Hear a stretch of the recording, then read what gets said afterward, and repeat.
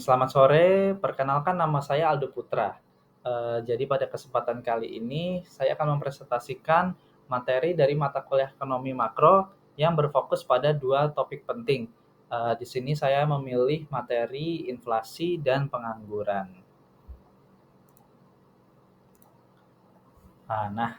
Baik, sebelum kita mulai pembahasan, pertama, kita akan mendalami topik mengenai inflasi terlebih dahulu. Jadi di sini kita akan membahas mulai dari definisi, cara mengukur, jenis-jenisnya, dampak yang ditimbulkan, dan di akhir nanti juga akan ada contoh soal dan, kita akan bahas untuk jawabannya, bersama-sama. Nah, untuk selanjutnya, yang kedua, kita akan beralih ke topik pengangguran. Jadi sama seperti inflasi, kita akan mengupas definisinya, cara pengukuran, jenis-jenisnya, dan yang menarik juga, kita juga akan melihat bagaimana hubungan antara inflasi dan pengangguran itu sendiri. Di akhir juga akan dilengkapi juga dengan, contoh soal. Eee, Pembahasannya juga nanti kita akan bahas bersama-sama. Mari kita mulai dengan topik yang pertama, yaitu inflasi. Jadi apa sebenarnya yang dimaksud dengan inflasi? Secara sederhana, inflasi adalah proses kenaikan tingkat harga secara umum dan terjadi secara terus-menerus dalam periode waktu tertentu. Ada 2 kata kunci penting di sini, yang pertama tingkat harga umum, yang kedua terus-menerus. Nah, untuk tingkat harga umum itu berarti yang naik bukan hanya harga satu atau 2 barang seperti cabai atau bawang saja, melainkan kenaikan harga pada sebagian besar barang dan jasa. Nah, untuk, poin yang kedua, terus-menerus, itu berarti kenaikan ini bukanlah fenomena sesaat, misalnya kenaikan harga saat mendekati hari raya, melainkan berlangsung secara berkelanjutan. Nah, untuk dampak paling nyata dari inflasi adalah menurunnya daya beli uang kita. Artinya dengan jumlah uang Rp100.000 hari ini, barang yang bisa kita dapatkan akan lebih sedikit dibandingkan, tahun lalu, seperti itu. Nah, untuk pengukuran inflasi, jadi bagaimana para ekonom dan pemerintah mengukur tingkat inflasi? Nah, untuk indikator yang paling umum digunakan adalah indeks harga konsumen atau bisa disingkat IHK.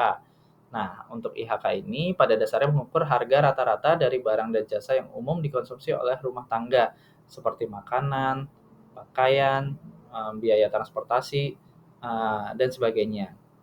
Nah, untuk menghitung tingkat inflasi sendiri, rumusnya cukup sederhana seperti yang bisa kita lihat, tingkat inflasi dihitung dengan cara mengambil selisih dari IHK tahun ini dengan IHK tahun sebelumnya.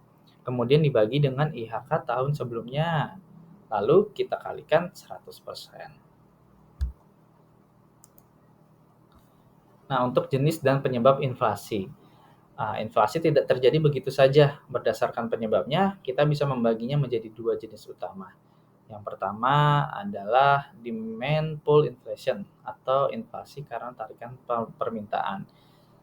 Jadi inflasi ini terjadi ketika total permintaan barang dan jasa di masyarakat melebihi jumlah yang bisa diproduksi. Untuk contohnya itu saat pemerintah meningkatkan belanja secara besar-besaran. Nah, untuk penyebab yang kedua itu ada cost push inflation atau inflasi karena dorongan biaya. Ini terjadi akibat kenaikan biaya produksi. Misalnya ketika harga bahan baku seperti minyak dunia naik, atau ketika upah minimum dinaikkan, kenaikan biaya ini kemudian diteruskan oleh produsen ke konsumen melalui harga jual yang lebih tinggi, seperti itu. Nah, untuk dampak inflasi sendiri, jadi inflasi ini memiliki dampak yang sangat luas. Dampak negatif yang paling terasa adalah menurunnya daya beli masyarakat.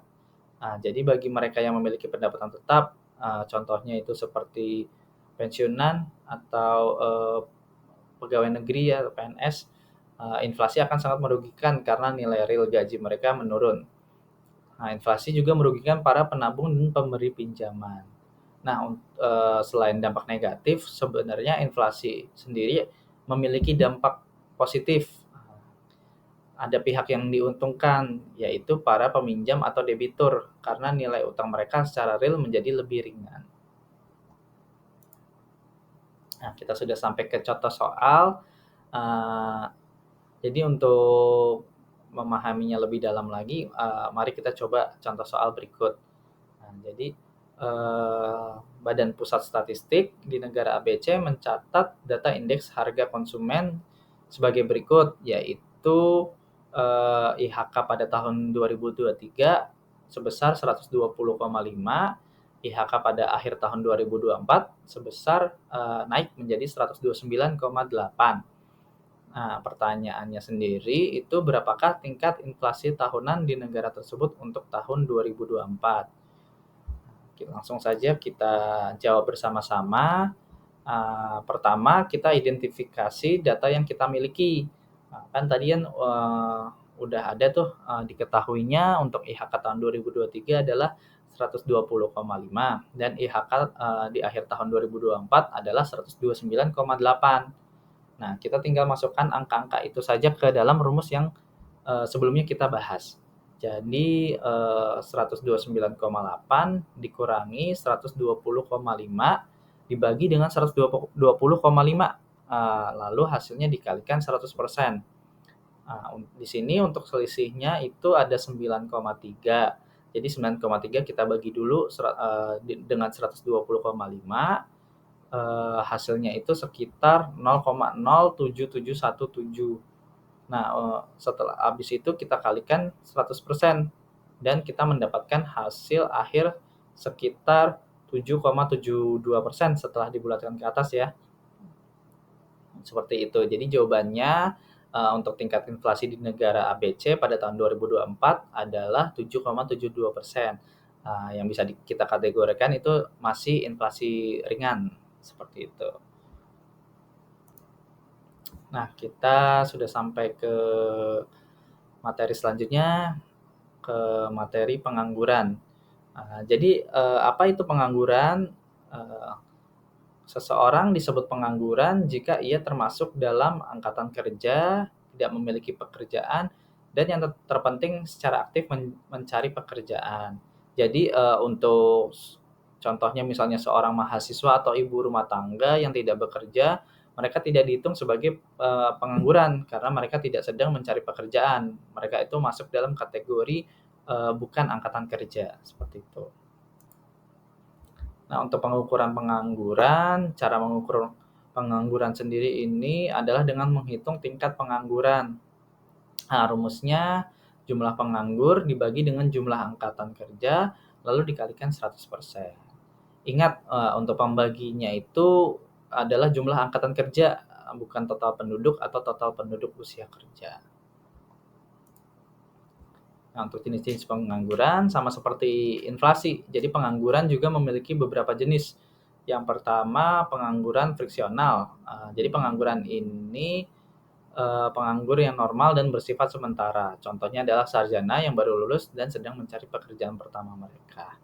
Nah, untuk yang kedua, pengangguran struktural ini lebih problematis ya, karena terjadi akibat ketidakcocokan antara skill yang dimiliki pekerja dengan yang dibutuhkan pasar. Untuk contohnya sendiri itu misalnya untuk seorang juru ketik andal kehilangan pekerjaan karena semua kantor sudah beralih menggunakan komputer. Seperti itu. Nah, untuk yang terakhir, yang ketiga ada pengangguran siklikal. Nah, ini adalah jenis pengangguran yang paling dikhawatirkan karena berkaitan langsung dengan kondisi ekonomi. Pengangguran ini meningkat saat ekonomi mengalami resesi dan menurun saat ekonomi berekspansi. Biasanya kayak PHK massal seperti itu. Nah, untuk hubungan inflasi dan pengangguran sendiri itu gimana? Jadi coba kita hubungkan kedua topik ini ya, teman-teman. Ada sebuah konsep terkenal bernama kurva Philip. Nah, kurva ini menunjukkan bahwa dalam jangka pendek ada hubungan terbalik atau trade-off antara inflasi dan pengangguran. Artinya jika pemerintah ingin menurunkan tingkat pengangguran, biasanya harus dibayar dengan tingkat inflasi yang lebih tinggi atau sebaliknya. Itu. Ini menjadi pilihan kebijakan yang sulit bagi pemerintah biasanya. Namun penting untuk diingat juga untuk hubungan ini cenderung tidak berlaku dalam jangka panjang seperti itu. Nah, Mari kita coba contoh soal berikut ini, teman-teman. Jadi di negara ABC pada tahun 2025, data kependudukan menunjukkan total penduduk usia kerja 15 sampai 64 tahun itu 50 juta orang, jumlah orang yang bekerja itu 34.200.000 orang, ibu rumah tangga, pelajar, dan pensiun atau yang bisa kita kategorikan bukan angkatan kerja itu sebanyak 12 juta orang. Untuk pertanyaannya, berapa jumlah angkatan kerja, jumlah penganggur, dan tingkat penganggurannya? Nah, mari kita bahas saja teman-teman bersama. Jadi untuk menjawab soal ini kita perlu menjawab secara bertahap. Yang pertama, langkah pertama itu kita hitung jumlah angkatan kerja. Caranya total penduduk usia kerja yaitu 50 juta orang dikurangi mereka yang bukan angkatan kerja yaitu 12 juta orang. Jadi hasilnya itu angkatan kerja berjumlah 38 juta orang. Lalu langkah keduanya, kita hitung jumlah penganggur. Caranya jumlah angkatan kerja yang tadi kita hitung, yaitu 38 juta orang dikurangi dengan jumlah orang yang bekerja, yaitu 34 juta orang 34.200.000 orang. Hasilnya sendiri itu ada 3.800.000 penganggur berarti. Nah, untuk langkah terakhir, kita hitung tingkat penganggurannya. Caranya yaitu, pakai rumus yang tadi kita bahas juga. Jadi jumlah penganggur, 3.800.000 orang dibagi dengan jumlah angkatan kerja 38 juta orang, lalu kita kalikan 100%. Nah, untuk hasilnya keluar angka 10%. Jadi kesimpulannya tingkat pengangguran di negara ABC adalah 10%. Nah, sebagai penutup, mari kita simpulkan apa yang telah kita pelajari hari ini. Jadi, poin pertama itu ada, inflasi dan pengangguran adalah dua masalah sentral dalam makroekonomi yang harus dikelola dengan hati-hati. Inflasi yang terkendali menandakan ekonomi yang sehat, namun jika terlalu tinggi akan menggerus daya beli masyarakat, gitu.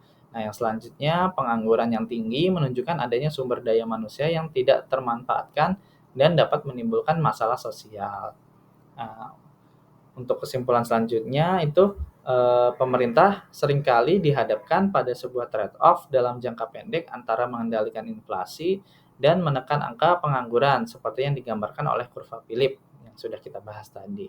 Jadi menemukan keseimbangan yang tepat adalah kunci dari kebijakan makroekonomi yang berhasil. Seperti itu. Nah, demikian pemaparan materi dari saya mengenai inflasi dan pengangguran.